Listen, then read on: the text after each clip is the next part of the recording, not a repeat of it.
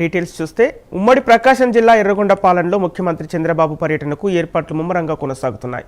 ఈ నెల 31న పూల సుబ్బయ్య వెలిగొండ ప్రాజెక్టును సీఎం చంద్రబాబు ప్రారంభించి కృష్ణా జలాలను విడుదల చేయనున్న నేపథ్యంలో మార్కాపురం జిల్లా collector Vijaya Sunitha, Yerragondapalem TDP incharge Guduri Erixion Babu ఏర్పాట్లను పరిశీలించారు.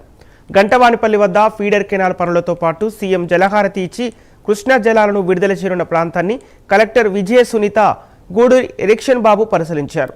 పనుల పురోగతిని అధికారులను అడిగి తెలుసుకున్న కలెక్టర్ మిగిలిన పనులను వేగంగా పూర్తి చేసి సీఎం పర్యటనకు ఎలాంటి ఇబ్బందులు తలెత్తకుండా ఏర్పాట్లు చేయాలని ఆదేశించారు. అనంతరం ముఖ్యమంత్రి పాల్గొనే బహిరంగ సభా ప్రాంగణాన్ని పరిశీలించారు. సభా వేదిక, ప్రజలు కూర్చునే ప్రాంతం, పార్కింగ్, హెలిప్యాడ్ ఏర్పాట్లను పరిశీలించి అధికారులకు పలు సూచనలు జారీ చేశారు.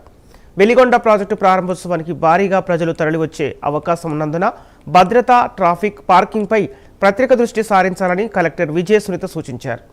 సీఎం పర్యటన విజయవంతమయ్యేలా అన్ని శాఖల అధికారులు సమన్వయంతో పనిచేయాలని ఆదేశించారు.